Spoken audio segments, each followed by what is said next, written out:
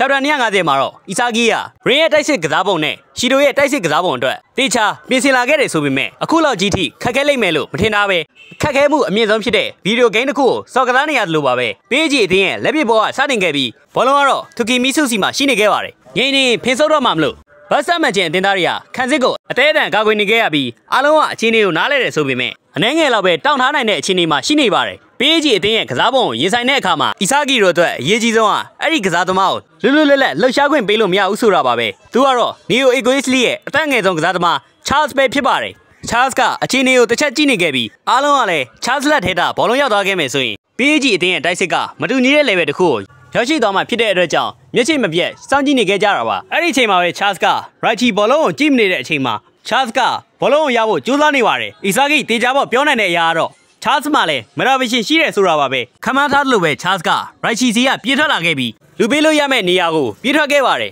တစ်ဖက်ပေးကြီးအတင်းရဲ့ကစားသမားကလည်းချားစ်ပြေးထွက်သွားတဲ့နေရာကိုလူပေးလိုက်ပါတယ်ဒါပေမဲ့လည်းကြုံမြင်ခဲ့တဲ့အီဆာဂီကတားလိုက်နိုင်ခဲ့ပြီးချားစ်ကတော့အီဆာဂီကိုအံ့ဩနေခဲ့ပါတယ်မင်းကတကယ်ကောင်းမယ်ပေါ်တော်ကီနဲ့ကောင်းလို့ချားစ်ကထပ်ပြောလိုက်ပြီးအီဆာဂီကတော့နင်းထိုင်နဲ့သူ့စပင်ကီကိုပလင်ကြီးအဖက်ခံလိုက်ရပါတယ်အဲ့ဒီအချိန်မှာချားစ်ကအီဆာဂီကိုမင်းမလည်းအဲ့ဒီမျက်လုံးနဲ့ရှိတယ်မလားကစားပွဲကိုလည်းငါ့လိုမြင်ရတယ်မလားလို့ချားစ်ကပြောလိုက်ပြီးခန္ဓာကိုယ်နဲ့ကြမ်းကြမ်းတမ်းတမ်းဆော့တဲ့သူထက်နီးဗျူဟာနဲ့စော်ကစားတဲ့ကစားသမားတွေကိုပို့ပြီးသဘောကျတဲ့အတွက်ဘဒူးကဒီကစားပွဲကိုထိချုပ်နိုင်မလဲဆိုပြီးတော့ချားစ်ကအီဆာဂီကိုဆင်ခေါ်လိုက်ပါတယ်အဲ့ဒီအချိန်မှာပဲနက်စ်ကခိုင်ဇာကိုဘောလုံးပေးလိုက်ပြီးခိုင်ဇာရဲ့နောက်ကနေသူတို့စီစဉ်ထားတဲ့အတိုင်းနှစ်ယောက်သားကပူးပေါင်းပြီးတော့တိုက်စစ်ဆင်ပါတယ်အီဆာဂီကနောက်တန်းဆင်းမဲ့ဆိုတာကိုခံမှန်းထားခဲ့ပြီးတစ်ဖက်အတင်းရဲ့တိုက်ခိုက်မှုတွေကိုကာကွယ်နေတော့မှာပဲ Green ခိုင်ဇာ Next တို့ကပြန်ကန်ထွက်လာတဲ့ဘောလုံးကိုအရယူပြီးတော့အားလုံးကတပြိုင်တည်းတံပြန်တိုက်စစ်ဆင်ကြမှာပဲဖြစ်ပါတယ်။ကွင်းလယ်ကနေအသားအရာလေးကြော်ဖြတ်ပြီးတော့ Next ရဲ့မော်နဲ့နောက်ဆုံးပေးဖို့မှုကိုပေးဖို့ပြီးအဆုံးသတ်မှာပဲဖြစ်ပါတယ်။အဲ့ဒီအချိန်မှာပဲထိုကီမီဆိုကတားဖို့ရောက်နေခဲ့ပြီးလူပေးလို့ရမယ့်လမ်းကိုပိတ်ပင်လိုက်ပါတယ်။ဇန်တက်ဆူကလည်းနှစ်ယောက်တယောက်ပေါင်းပြီးတော့ဘောလုံးကိုဖျက်ထုတ်ဖို့လာနေခဲ့ပြီးထပ်ပြီးတော့အချိန်ဆွဲလို့မရပဲအီဆာဂီဘောလုံးလမ်းကြောင်းကိုမခံမနိုင်ခင်မှာနှစ်ယောက်လုံးရဲ့အပေါ်ကနေကြော်ပြီးတော့ခိုင်ဇာစီကိုဘောလုံးပေးလိုက်ပါတယ်။ဒါဝင်းနက်စ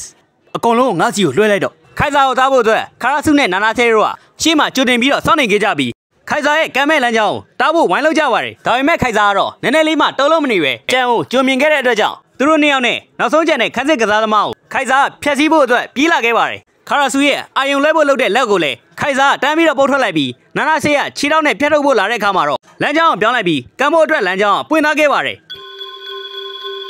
်ခိုင်ဇာရဲ့မျက်ကွယ်ရာကနေရင်းကဖျက်ထုတ်လိုက်ပြီးခိုင်ဇာတယောက်ကတော့ဘောလုံးအစားလေဝဲကန်မိသွားပါတယ်မင်းရဲ့ကန်ချက်ကိုငါတားလိုက်မယ်ဆိုရင်မင်းကဘာကောင်းမှမဟုတ်ဘူးအဲ့လိုနဲ့ပဲဘောလုံးရရှိသွားတဲ့ရင်းကတံပြန်တိုက်စစ်ဆင်ဖို့အတွက်လာနေခဲ့ပါပြီခိုင်ဇာရဲ့ကန်သွင်းမဲ့နေရာကိုလေခမန်းရလွယ်လို့စိတ်ထဲမှာဖဲနေပြီးသူ့ရဲ့ပိုင်နဲ့ဖြစ်တဲ့ဘောလုံးကွင်းထဲမှာအားလုံးဖျက်ဆီးဖို့လာနေခဲ့ပါပြီရင်းရဲ့ကောင်တာတိုက်စစ်ကိုအားလုံးကလည်းဒီထားနေခဲ့ကြပြီးအသေးအတန်ကြိုးစားပြီးကောက်ွယ်မဲ့ဆိုရင်တော့ရင်းကတော့၃ယောက်စလုံးကိုဘာမှမဟုတ်သလိုပဲတပြိုင်နက်တည်းလင်ခောက်သွားခဲ့ပါတယ်တုံးပြန်ချိန်တော့မရလိုက်တာမလို့အားလုံးကလည်းကြောင်အန်းဖြစ်သွားခဲ့ပြီးဒါကဘလူးလော့ရဲ့အစ်စ်တစ်ကစားသမားအီတိုရှီရီမက်ဖြစ်ပါတယ်ဘေးမှာချားစ်နဲ့ထိုကီမီဆူကတောက်ယူပါသမီးကိုယူပါဆိုပြီးလုံနေခဲ့ကြပေမဲ့ရင်းကတော့နာနာဆယ်ဝဲကြီးနေခဲ့ပါတယ်လွန်ခဲ့တဲ့15ရက်တုန်းကပြည်သစ်အတင်းရဲ့လက်ကြီးရင်ကွင်းမှာနာနာဆယ်ကရင်းသူ့ရဲ့နေရုပ်အနေနဲ့အတုံးချစေခြင်းနဲ့ဆိုပေမဲ့ရင်းကတော့ညင်လိုက်ပါတယ်ဒါမဲ့နာနာဆယ်ကတော့ရင်းသာညင်လိုက်မယ်ဆိုရင်အဆင့်23အောင်ရောက်သွားနိုင်တာမလို့ကစားသမားဘောကပြတ်သွားမအောင်စိုးရင်နဲ့နာနာဆယ်ကခြေသလုံးဖက်ပြီးတော့တောင်းပန်နေခဲ့ပါတယ်ဘလုံးထိန်းတာကန်တာလူပေးတာအဆအရာမှာအတုံးမကျတဲ့နာနာဆယ်ကိုရင်းကသူဘာလို့တော့ရမှာလဲလို့ပြောလို့လိုက်ပြီ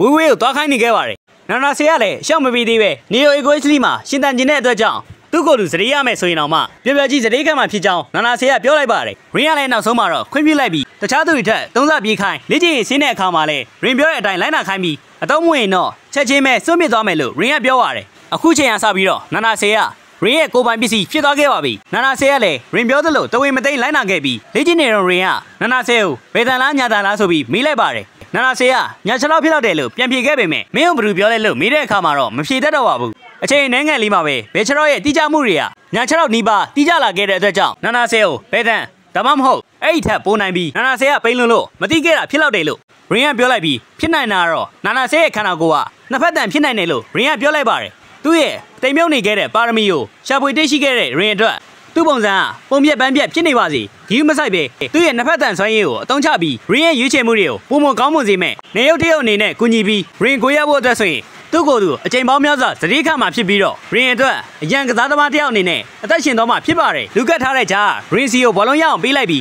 ရင်းကလည်းကန်သွင်းဖို့အတွက်အစဉ်သင့်ဖြစ်နေခဲ့ပါတယ်အိမ်မက်မက်နေလိုက်နံပါတ်1ဆိုရဲကောင်ရင်းမင်းပြောခဲ့တယ်လို့ပဲ မင်းတော့မကန်နိုင်ဘူးဆိုရင်မင်းကအလကားပဲမထင်မှတ်ထားတဲ့နေရာကနေခိုင်စာနဲ့အီစာဂီကရုတ်တရက်ပေါ်လာခဲ့ပြီးတော့ရင်းရဲ့ကန်ချက်ကိုတားဖို့လုပ်ပါတယ်မင်းမနေပြီငါကန်လို့ရပါတယ်မင်းရောက်လာမယ့်အချိန်ကိုငါစောင့်နေတာငါမင်းကိုရင်ကပြောဘူးတယ်လေငါကဘာအကောင်ဆုံးဖြစ်လာမှာဟုတ်မင်းကတေးတေးချာချာစောင့်ကြည့်ရမယ်လို့ဒီမှာမင်းရဲ့အထူးထိုင်ကုန်ရင်းကအီစာဂီကိုကုန်းကနေဆွဲထားပြီးတော့သူ့ရဲ့ကန်ချက်ကိုတေးတေးချာချာကြည့်ခိုင်းနေပါတယ်အီစာဂီလိုမြင်ကွင်းမျိုးနဲ့ရင်းရဲ့ကန်ချက်ကိုဟီယိုရီကတားလိုက်နိုင်ခဲ့ပြီးရင်းကိုလည်းမင်းဂိုးသွင်းကျင်တဲ့ဆိုရင်ငါမခံမန်းနိုင်တဲ့ဇညုံးလေးနဲ့တေးတေးချာချာပြင်ဆင်လိုက်အောင်ဆိုပြီးတော့ဟီယိုရီကရင်းကိုလေတိုက်လိုက်ပါတယ်အီစာဂီကရင်းစီမှာရှုံးတော့မယ်ဆိုတာကိုဟီယိုရီကကြိုမြင်နိုင်ခဲ့တဲ့အတွက်ကြောင့်အချိန်နည်းနည်းလေးမှမဖြုံးမဲ့ရင်းရဲ့ကန်ချက်လမ်းကြောင်းတားဆီးလိုက်ပါတယ်အီစာဂီရဲ့ကစားပုံကိုနားလည်နိုင်ခဲ့တဲ့အတွက်ကြောင့်အခုလိုလှုပ်ရှားနိုင်ခဲ့တာဖြစ်ပြီးအားလုံးကဒီပွဲအစမှကတည်းကသူတို့ရဲ့လုံနိုင်စွမ်းတွေကိုအဆင့်မြင့်နေခဲ့ကြတဲ့အတွက်ကြောင့်ကစားပုံတွေအားလုံးကတော်တော်လေးအဆင့်မြင့်တဲ့အနေအထားမှာရှိနေခဲ့ကြပြီးသူတို့ပြင်ဆင်ခဲ့တဲ့အရာတွေကိုတေချာအကောင့်ထဲဖော်နေခဲ့ကြတာပဲဖြစ်ပါတယ်ကစားပွဲဟာလုံးဝအံ့ဩဖို့ကောင်းနေခဲ့ပြီးအီစာဂီကန်ခဲ့ဘူးသမျှပွဲတွေတိုင်းရဲ့အကောင်းဆုံးပွဲဆိုတာတေးတေးချာချာပြောနိုင်နေခဲ့ပါပြီပြန်ကျလာခဲ့တဲ့ဘောလုံးကိုခါရာဆူကရေပန်းနဲ့ထိလိုက်ပြီးဟီယိုရီကိုလည်းသူတို့နောက်ဆုံးအချိန်တွေ့ခဲ့တော့အထက်ပိုပြီးတန်မာလာရဲ့လို့ပြောလိုက်ပါတယ်ဘာလားမင်းရဲ့ဂျေးဝင်လာလားမဟုတ်ပါဘူးငါဒီလိုအချိန်ကိုစောင့်နေခဲ့တာဒီလိုနဲ့ပဲဒုတိယအချိန်တံပြန်တိုက်စစ်ကစတင်ခဲ့ပြီးဘောလုံးကတော့ခါရာဆူစီမှရှိလို့နေခဲ့ပါတယ်အီစာဂီကခါရာဆူလူပေးနိုင်တဲ့ကစားသမားတွေရဲ့လှုပ်ရှားပုံတွေကိုစောင့်ကြည့်နေခဲ့ပြီးတေးတေးချာချာလေးခံမှန်းနေခဲ့ပါတယ်ဒါပေမဲ့ခါရာဆူကတော့အားလုံးမထင်မှတ်ထားတဲ့နောက်ဘက်ကိုပေးလိုက်ပြီးအားလုံးကအရှိရောအာယုံစူးစိုက်နေခဲ့တဲ့အချိန်မှာအကောင်းဆုံးလှည့်စားသွားခဲ့တာဖြစ်ပါတယ်ခါရာဆူပေးလိုက်တဲ့လူကတော့ချားစ်ပဲဖြစ်ပြီးအရှိကိုပဲအာယုံစိုက်နေခဲ့တဲ့အီစာဂီတို့ကချားစ်ကိုမမြင်နိုင်ခဲ့ပါဘူးကတ်သိမ်းမှာမဟုတ်ပဲတေချာပေါက်လူပေးမယ်လို့အားလုံးကတွက်ဆထားပြီးသူပေးလိုက်တဲ့လူကတော့ရေစီကိုပဲဖြစ်ပါတယ်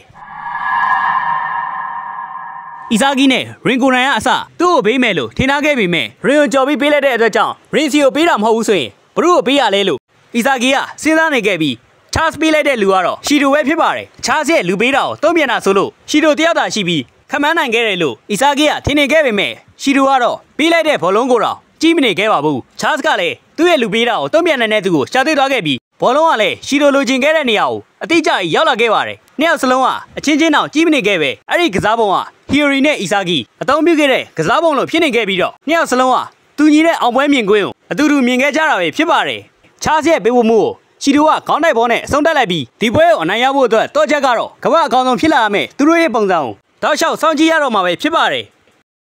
ဒီနေ့ဗီဒီယိုကတော့ဒီလောက်ပါပဲဗီဒီယိုကိုကြိုက်နေတဲ့ဆိုရင်တော့ကျွန်တော်ရဲ့ YouTube channel လေးကို like and subscribe လုပ်ခဲ့ပြီးကြဖို့တောင်းဆိုချင်ပါတယ်အားပေးကြတဲ့သူတူတူတယောက်ချီတိုင်းကိုလည်းကျေးဇူးအထူးပဲတင်ရှိပါတယ်နောက်အပိုင်းတွေမှာပြန်တွေ့ကြတာပေါ့